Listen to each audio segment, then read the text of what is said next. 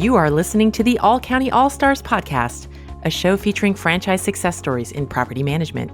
Thinking about starting your own business and considering property management? Hear how our franchisees have partnered with All County to overcome obstacles and open flourishing franchises across the United States. Welcome to the All County All-Stars podcast. This is your host, Tanya, and I am very excited today to be joined by Simon Hart. And Simon is based out of Boulder, Colorado. He's actually got a couple of different offices, not only in Colorado, but also one in Tennessee. And he is the top grossing franchisee in the whole All County system. So I thought it would be really interesting to talk to him about how he's been so successful and what are his keys to success as someone who's been a franchisee since 2013. Welcome to the show, Simon. Thank you so much. Great to be here. Yeah, likewise. And it's so funny because Simon and I briefly met at our annual conference and I was like, I need to ask him a million questions. And so, we're going to ask a bunch of questions. So here we go. But first, before we get started, you had a life before All County, before 2013. What were you doing? I did, yeah. I was, pretty much on the corporate track for 20 years before becoming a franchisee. My training was in environmental engineering. I never really thought of myself as an engineer. I tended to gravitate much more to the marketing and business side of things, but I was in the water and wastewater industry. The company I was with, we'd consult to water and wastewater utilities all over the world. So it was a great 20 years. I liked the company. I learned a ton. I got a lot of training through that experience, whether it was leadership training or project management training and managing small teams. But I did a lot of sales. I did a lot of marketing, a lot of business development. And so I look back at that now as kind of a training ground for the real world, which is what we're doing as small business owners. I didn't realize that at the time, but this feels like, okay, this is the real deal. And that was just all practice. Interesting. You would never think that being an environmental engineer would be like your road test for being an entrepreneur. Like, I don't think most people would put that together. That's super interesting. How on earth did you get from environmental engineering to, I am going to be a property management franchisee or franchise owner? Like that, the two don't necessarily seem to go together. How did that come about? Yeah, I agree. They are very different.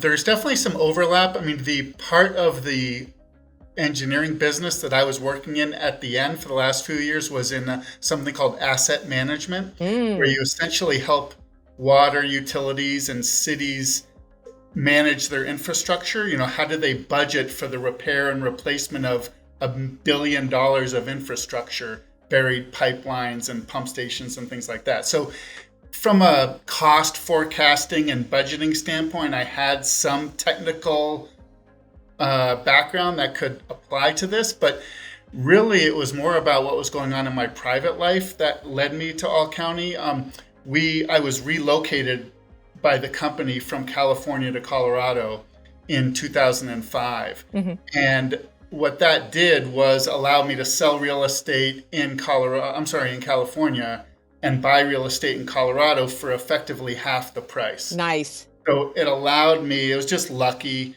and allowed me to buy my first few investment properties. And so I bought 3 investment properties as part of that corporate relocation. And that got me in the game a little bit of learning how to manage investment properties. I was doing it by myself and doing a terrible job that I now know how many mistakes I made at the time, but it at least got me a little experience in that. And so 5 years later, when I started feeling tired of the corporate world and a little jaded about corporate America, and I wanted to be a small business owner, property management kind of fit into the set of things that I had a little bit of a familiarity with. Mm-hmm. And once I learned about the business model, I became comfortable that it could actually make money. So it kind of had this intersection of things I sort of understood a little bit and things I was optimistic could make money someday. So that was kind of what led me to thinking about it anyway. Interesting. So for you, it sounds like you didn't go out and think, I want a franchise, and then looked at all the different businesses and then decided on property management. It sounded like property management was kind of it. What made you decide on partnering with All County? Yeah, and really, it wasn't even, I wasn't sold on property management, as that was definitely the direction. I was sold on being a small business owner. And so I Okay. looked at lots of different options, and franchise seemed to be the thing that made me feel more comfortable because I had never run a business before. I didn't want to fail. I Sure. had 3 kids. I was, giving up a big salary to do this. And I just wanted something that had some proven track record of success. So Hmm. I was I was kind of optimistic that franchises was the right fit for me. And then it was a matter of just learning about a few different ones. And I actually didn't really care what business I was in as long as it was going to work. And and I wanted to be with a franchise that I could trust. And if I'm putting my family and my trust in this, then I wanted a proven track record. So well, I learned about a few different ones. I learned about All County, and I liked everything I heard, so I went for it. And I think it's a really good point that you're making in terms of you want people that have a track record. You want the highest chance of success, right? And you want to partner with people who have proven it on the ground. And I think one thing for me that's really interesting is as somebody who's been in the real estate field for more than 10 years, I'm learning new things every day too. I was like, wow, I Mhm. didn't know I could do that. And it's really great to have people who are experienced bringing that to the table for sure.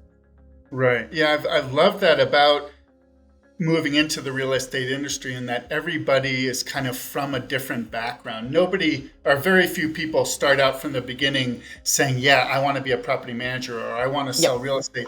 They kind of come to it later in life after realizing it can be a great fit Mhm. from a quality of life and income standpoint. It's true because nobody wakes up in the morning, or actually, nobody goes to school and tells their teacher, I want to be a real estate agent or I want to be a property manager when I grow up. Right. We all find our way here from lots of other Yeah. fields, but I think we can take, like you did, a lot of the experience that you gain in other industries and other sectors, and you can apply it here as a business owner and as somebody in property management. So, Yeah. so you select All County. You select a franchise and you open your first office in Boulder in January of 2013. How was that experience? Take us back 10 years because it's been 10 years. Congrats, Yeah, by the no, way. it's amazing. Thank you. Yeah, I felt really proud to get to the 10-year mark. Even you read all these statistics about businesses It's and true. how long they Yes. last and how few really make it to 5 years, let alone 10. And so, yeah, it feels great. And looking back, it's kind of amazing because um, I didn't know, you don't know what's ahead. I was just intent on following the plan, that I just did what the franchise staff told me to do. And they told me to get an office space of a certain size, and that's what I did. They told me to hire a receptionist, admin assistant type person. That's what I did. They told me to hire a property manager. That's what I did. So it was, I was kind of just going on trust. And I had a work ethic and a diligence and a confidence and all that, but I didn't know where it was all going to go. So the first year, ended up going better than I expected, and nearly every year since has gone better than expected. So And you've had some amazing growth actually, because in 2013, obviously you started the franchise with zero, right? I mean, right, nothing. It was a brand new terrible. establishment. And Yeah, now you have how many units in? yeah. Between the 3 locations, a little over 1,000, close to 1,100 units, and yeah, it works. I think it's a great business model, and I don't have any regrets. And I mean, I think for somebody that's researching franchise, I think, wow, he has 1,000 units. I mean, granted, you've been doing this for 10 years. What was that trajectory like? Because I think when you first start, right, that seems like it's pretty hard to get some traction. It always seems like it takes a while and then it sort of exponentially grows. Did you find that that was your trajectory? How did it look like for you? Yeah, The growth in the first several years, and it's interesting because for me it's about energy and where do I focus my energy. And the first several years it was really all about growth and just adding units and marketing and selling and all those good things. And the growth was pretty steep. I would say for the first 5 years it was pretty steady, on the order of adding, somewhere between 60 and 100 units a year.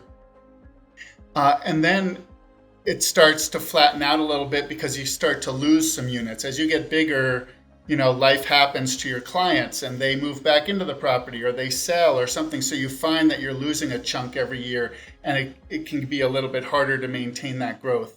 And so I was feeling a little bit of a flattening off, and that's when I went into acquiring some portfolios, some other businesses to try to maintain that growth and to accelerate the growth. And, it took a few years for that to happen, but that is what happened last year. And then that again got us a nice big step up in growth. So we nearly doubled the size of our business in the last 2 years through those portfolio acquisitions. And that is a whole nother topic that we haven't even talked about on this show, right? Because a lot of it is for people who are considering a franchise, but I think it's also nice to talk to veterans to see all of the different life cycle, right, of a business owner, and also too of how a property management business can work. And it sounds like, you were doing all the right things, getting the 50 to 100 units per year, which is great, by the way, and that consistent growth every year. And then you realize at a certain point that you want to keep growing, right? So, and doubling your portfolio in 2 years sounds a little hairy. What was that like? Yeah, it was, last year was a really chaotic year. And I found that just different years, I need to focus on different things. And like I said, it was a lot of years focusing on growth. And then as we got, even before acquiring the portfolios, we started to realize, we need to actually get our arms around this a bit better. I now have enough staff, enough properties that I need to focus on excellence and just really trying to be a great business, trying to retain these owners. And so I might spend a year or two with that focus, and then I get bored because I actually I didn't enjoy that part. That's hard work for me, the kind of execution and diligence and the day-to-day. Day-to-day, it's a slog, and I get tired of that, and I need to kind of get my head above water and find more opportunities to grow, because that's where I'm happiest. And so I did that. But yeah, acquiring the portfolios, that made for another year where, okay, once we bought these businesses, and it was 3 different businesses in over 2 locations.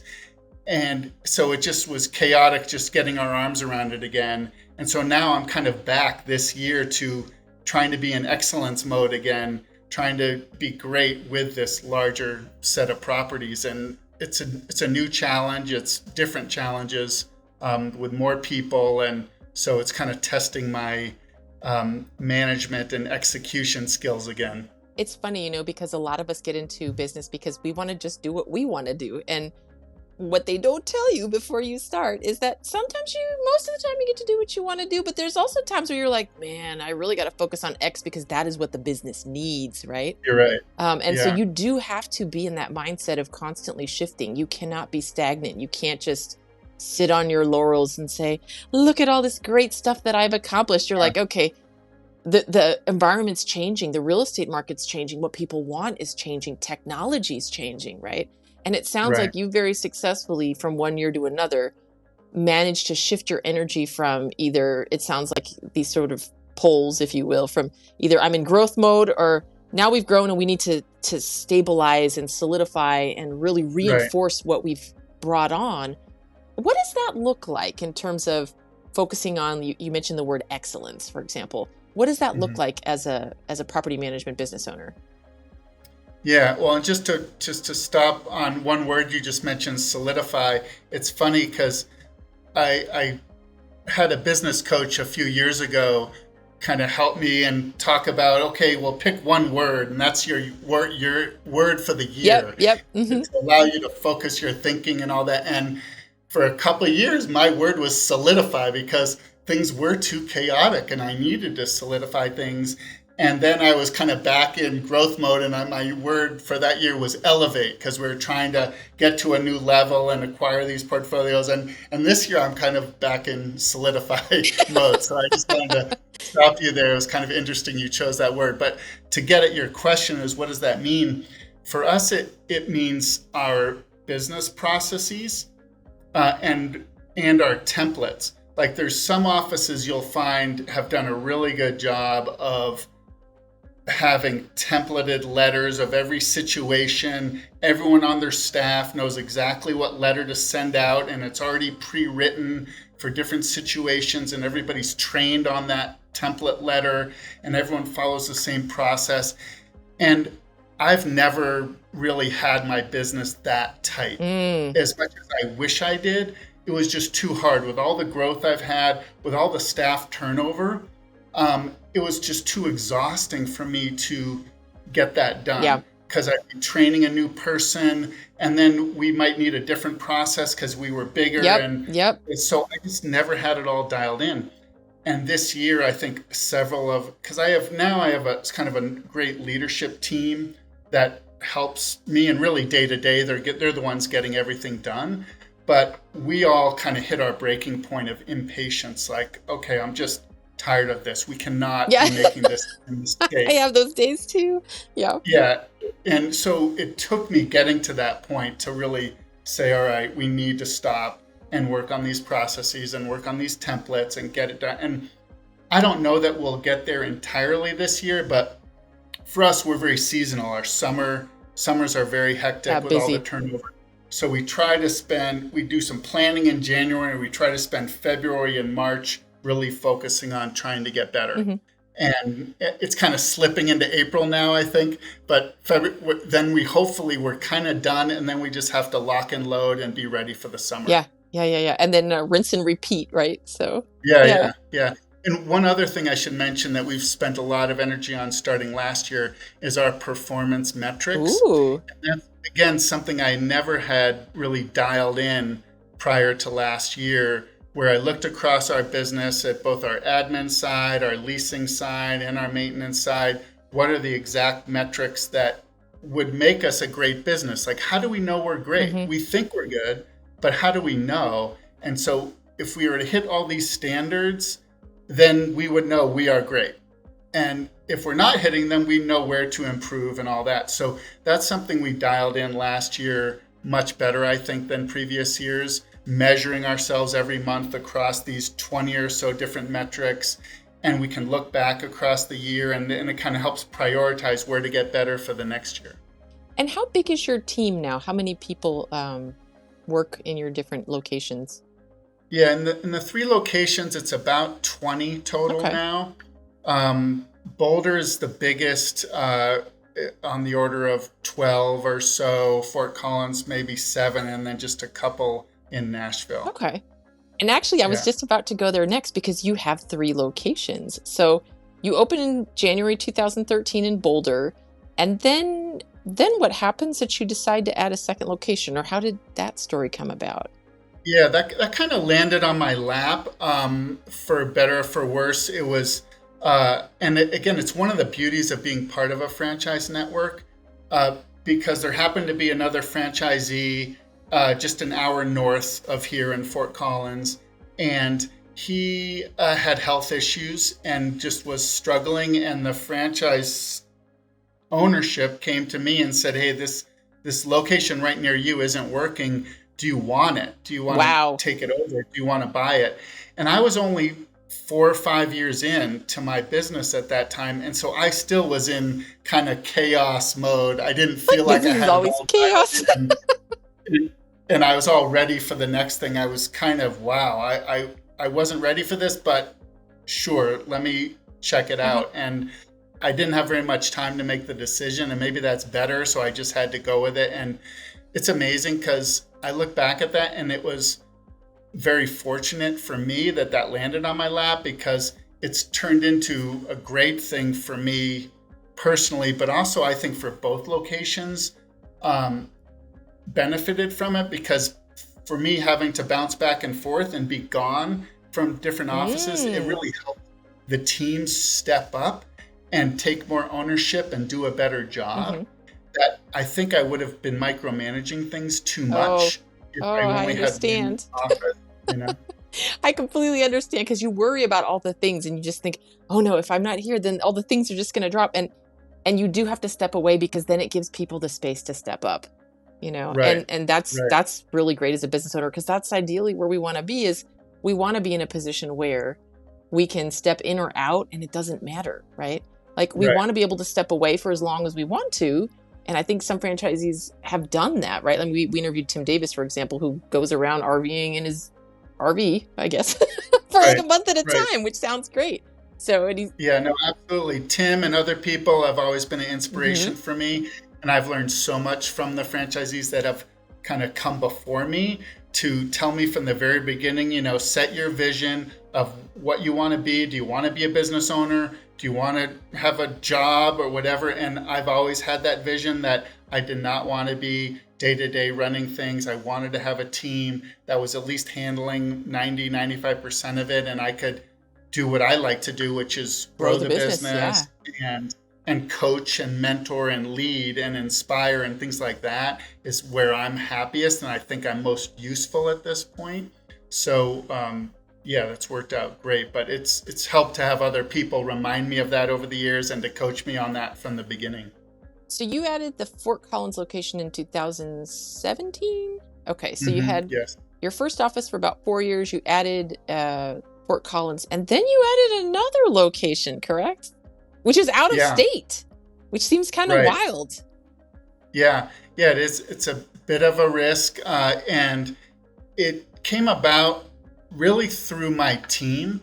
I felt pretty comfortable with the two Mhm. offices, but I have staff that are ambitious and they want to grow more, and I want them to grow more. And so we kind of developed this project together, myself and two of my staff, to form a separate LLC together and acquire that location in Nashville, really for them to launch it and for me to be the investor and the coach and the mentor. And so day to day, I'm not doing too much with it, but I'm invested in it and we're trying to grow it. And so it's a bit of a proof of concept. Can we launch a remote location without an owner there every day on the ground? Can we do it by hiring other people and that are there and traveling there occasionally as needed to launch it? And it's been a challenge. I can't say we can declare victory Mhm. yet. We're still very much in the figuring it out phase, but at least it's been an interesting project.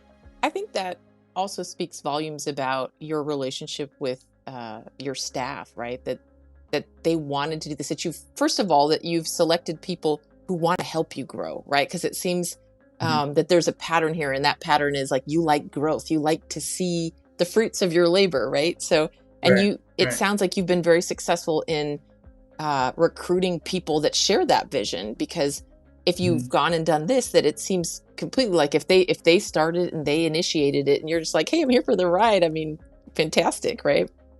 Right, right. Yeah, no, that's true. And it takes a while. I mean, I it, what I always try to help with other franchisees is just don't give up. Hiring people, it doesn't come right No, it away. doesn't. You're not going to in the beginning. It's going to be very rare if you find someone early on that is going to still be with you 10 years from now.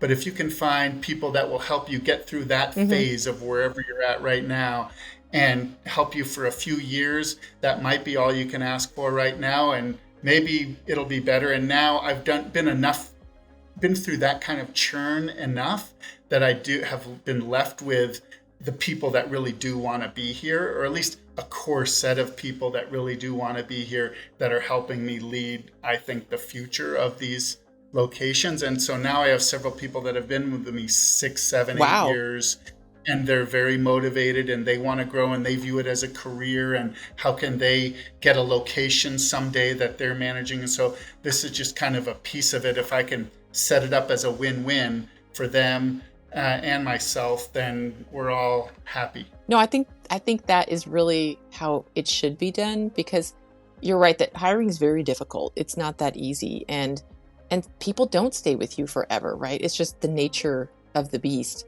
And Right. you can look at it as like, oh, I've got to do this. But I've found too that as people churn through the system, sometimes that's an opportunity for you to remake positions, for you to get fresh blood and fresh eyes to see things maybe that you haven't before. Or, I've done at different points of my business, I'll have somebody in and they leave because the business was growing in a direction that they couldn't support anymore, and they just didn't feel Right. comfortable. And then you can bring someone in that is now like, this is the world. And it was really different than it was 3 or 4 years ago, right? Your business has gone through some amazing changes. Just even simply size alone creates all Right. kinds of different dynamics that you didn't have when you were like a little small shop with maybe 50 properties, right?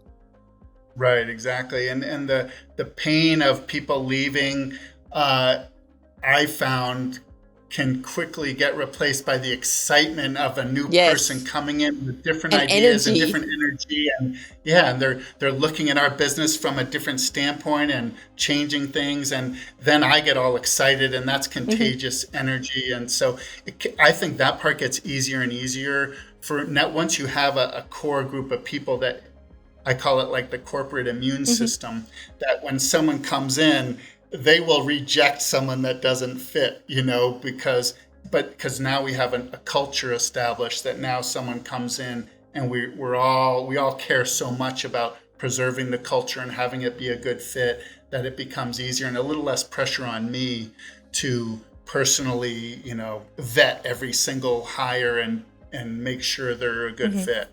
And I'm curious how you create a great culture in your business, because I think it's something that going into business ownership, and especially for those people and those listeners who are considering franchise because they haven't been business owners before, it isn't maybe something that they necessarily think about right from the beginning, right? I mean, a lot of people are focused on profit and loss, like, is it profitable? Can I leave my job? And that's the first Right. thing. But I think culture is really key to building a lasting and sustainable business, and also something that represents you and your vision of how you want business to be done, right? So, how do you create a culture that is what you want it to be in the workplace, and that continues to, like you said, reject the parts that just don't work? Hmm. Yeah, I mean, I don't have all the answers to that. I mean, that is just such a hard topic. I know my own experience, but it's hard to know how much is luck in terms of the right people walking in the door at the right time. But a lot of it, I think, does come from just leading out of I don't know, love's probably a little strong, but just really caring about people and growing careers. And if people are feeling that you do actually care about them, and you're not just trying to squeeze every dollar out of them and cast them aside as soon That as sounds they're not, awful. That sounds right. terrible. So part of it is that I think there really is a mutual dependence that I think if you're open about and recognize it, because I need them as much as they need me. And if we both recognize that and appreciate that, I think people are happier coming to work, feeling valued and appreciated and Hmm. all that. So that's part of it too. And so I think I've always been very open about that I need to trust them. They need to earn that trust. And it needs to be the kind of people that do naturally want to be at a place where they're held accountable, but that's okay. Everybody's held accountable, and we're open and honest, and we admit when we're wrong, and we talk about things, and we try to get better. And if everyone's in that kind of continuous improvement mode and recognizing that they're not perfect, and I recognize I'm not perfect, and I try to be humble about that, I think you get enough people with that kind of mindset, and then it all of a sudden becomes a culture. I don't know if that fully answers the question, but that's kind of what comes to my mind. And I think that is a very deliberate choice, right? And it just comes naturally. I think it sounds like for you, where like you care about your employees, you care about what happens, right? You care about your clients, you care about the business, and I think that isn't something you can really teach in a way. So it is kind of a Yeah. difficult question to answer. But if you live by those principles, then it sounds like for you at least, you've been very successful and you've had people stay on for quite a long time because they understand that they go to a place where their opinions are valued, their work is valued. And like you said, it's not just about like putting cogs in a machine to get the most output possible, right? I mean, it sounds very Right. kind of harsh, but there are some businesses that are run that way. And it Yeah. doesn't have to No, be that absolutely. way. It doesn't. It really doesn't. Yeah, and it's interesting for me because I never really appreciated that I would ever find that part of the job to be the most Interesting. gratifying thing. I think in the beginning you're really focused on, like I was saying, what can I do that I will make Right. money, that I kind of actually know how to do a little bit, and then maybe that's what got me into this. But now the thing that gives me the most satisfaction is, yeah, I am proud that I'm able to earn a living and support my family and have a comfortable life. But I'm probably more proud that I'm actually influencing all these other members of my staff, and I'm helping to grow their careers, and they're allowing their families Benefit. to Yeah. prosper and benefit. And all that kind of reward is something I never knew could come out of this small business Yeah. ownership. It's amazing what kind of impact you can have, right? And you don't Yeah. realize that getting into it because the fact that you have a business and you're employing people, you touch a lot of people's lives that way.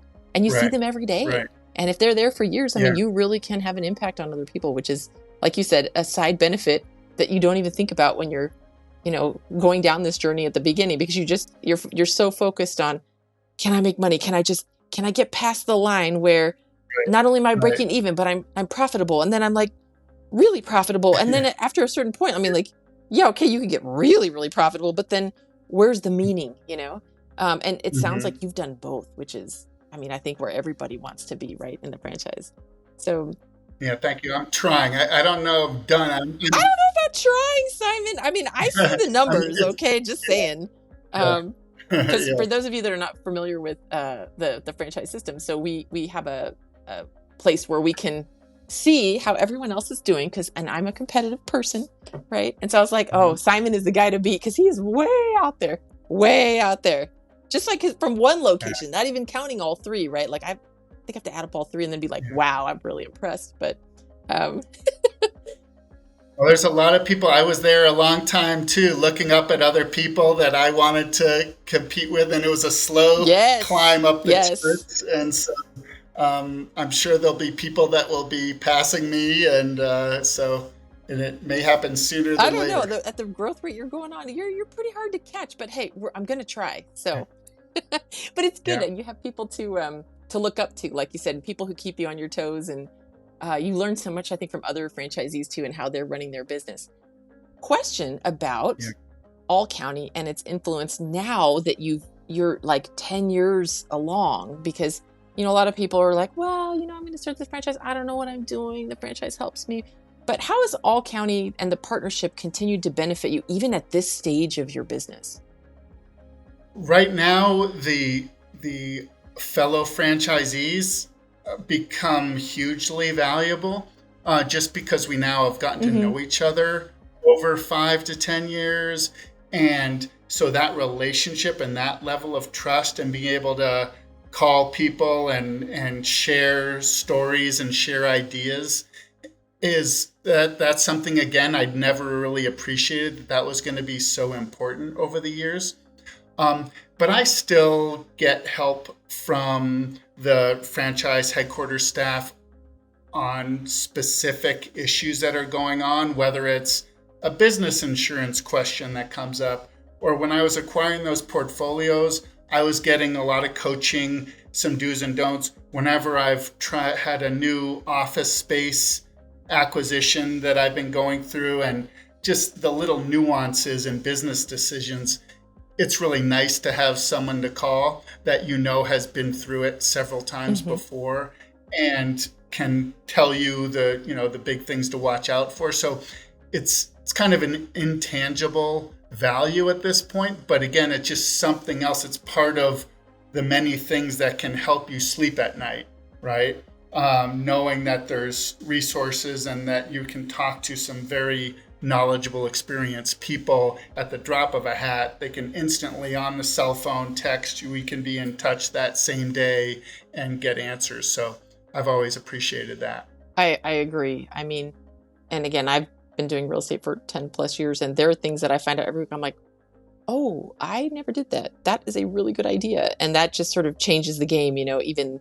And so you're always learning, and you get that big network of all of the franchisees all over the United States who are also talking to, the home office, and then they're sharing what other people are doing here with all of us so that we can all benefit, right? So it's not like you're existing in a vacuum where you're trying to reinvent the wheel, because you're doing it all yourself, right? You're able to leverage all this other knowledge and other experience that lots of people have, and we can all learn from each other.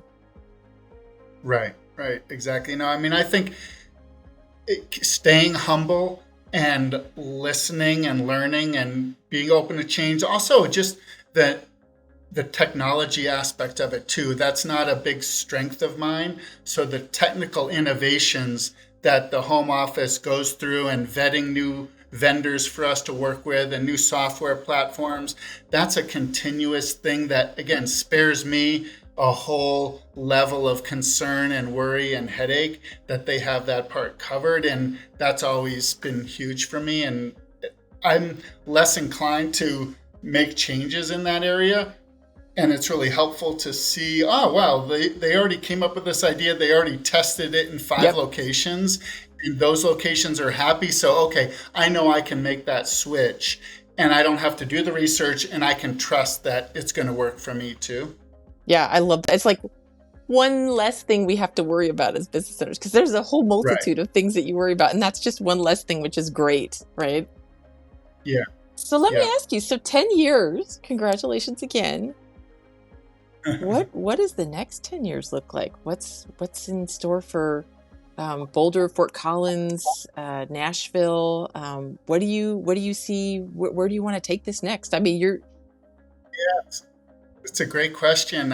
I'm figuring that out. I feel like I'm at a stage in life where I have to figure out a lot of things about the next steps. I have 3 kids that when I started this franchise, I think the oldest one was about 11, and I had 2 twins that were 8, and now they're all in college. So I'm a new empty nester here, which is causing me to rethink lots of things about life, and including, what is next for me. And on the positive side, being an empty nester now, I have a little more bandwidth to actually travel and do things, not just travel for fun, but even travel for business and explore other locations, and maybe spend more time in Nashville than I could have spent other times, and maybe pursue other locations. I'm easily bored. So, and I think that's a good quality to have. Again, it hurts me when it comes to like the day-to-day. Yep. Day-to-day stuff. But it helps me when it comes to the growth and the new opportunities and things like that. And so if I can just stay kind of calm down and focus on business excellence this year, I know I will be itching to do more and grow more. And whether it's another location or just do more acquisitions or something, I'm going to want to get back into growth mode, I think, soon enough. If not this year, then next year. Yeah. I mean, the sky's the limit, right? I mean, you've already tested a proven model, so you really could go anywhere and do anything. I mean, you pick a location and that's the fun part about it. Yeah, I think that is the beauty of it. The fact that it is open-ended and there is no limit. And that was never the case when you're in a large corporation. You're very constrained about what's possible. I love that. I do too. And it's fun to hear from other franchisees who get started, and almost everyone we've talked to, almost everybody so far that we've interviewed for the show has more than one location. I feel like, the cool kids are doing this. I got to think about it in a couple of years. But the fun thing is you can like jump states. There's plenty of people that have multiple locations, not just around where they live, but like out of state. So like, if you really love somewhere else and you want to go skiing in the winters, and hey, well, there's probably people there that need property management because they need it everywhere, right? Right. Well, awesome. Well, any last tips you want to leave for people who are thinking about getting into property management and considering All County as a franchise? Anything you want to leave them with? One piece of advice I always give to new franchisees, and I guess it would apply to people just considering it and starting out, is I think there's a tendency for people to be a little too interested in being profitable too soon. And I think people make the mistake of, well, how long till I can break even? How long till I'm in the black? Mm-hmm. And my personal journey was really to not focus on profitability for several years and just focus on growth. And sure, you need to pay your bills, but beyond that, just focus on growth. And if you try to be profitable too soon, then you're not going to have enough people on your staff that can help you continue to grow or to take care of things as you're growing. And so you're going to choke off that growth.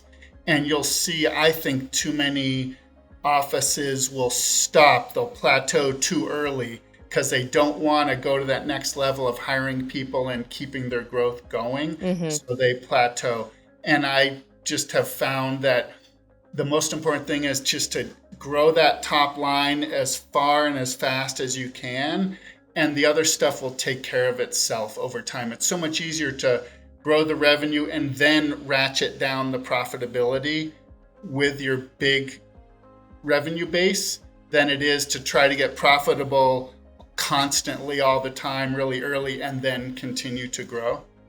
Interesting. And so, for property management, I feel like probably your biggest line item expense is salaries, right? Mm-hmm. So does that mean that you are hiring so that you have more capacity so that you always have room to take on people? Is that what I'm hearing? Yeah, and you're not going to disappoint people. If you're bringing on too many and you don't have the staff to do a great job, you're not going to earn the good reviews. Mm-hmm. You're not going to have them tell their friends. So again, it's just being great, and I used to get teased by this, like the franchise, oh, Simon has so much staff. Oh, he's way overstaffed.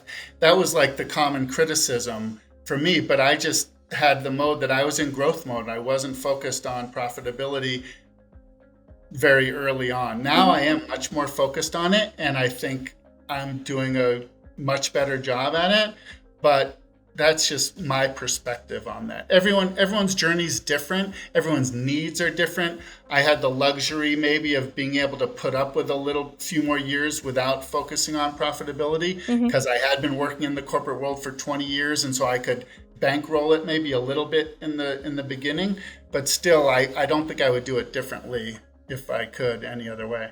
And there is the possibility always for people who, don't have that kind of resource to depend on or when they get started, is to do an SBA loan and pay themselves a salary, right? So they don't feel pinched, because I think if you can manage the money mindset piece of it, which sounds a little woo-woo and out there, but it really is important, because I think a lot of business owners, and myself included, when I started with a different business, was I came in, I was like, I have to make sure that I don't spend too much. And you can't really do that, like you said, in a business that's growing, and you can't offer great service if you aren't willing to spend on the experience that people have, right?